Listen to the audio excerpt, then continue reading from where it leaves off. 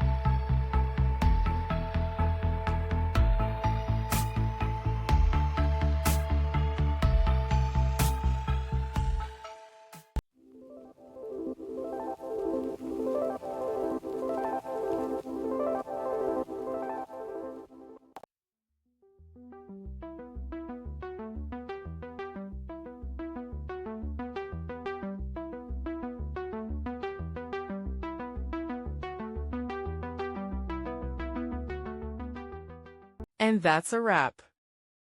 I hope you found the answer you were looking for.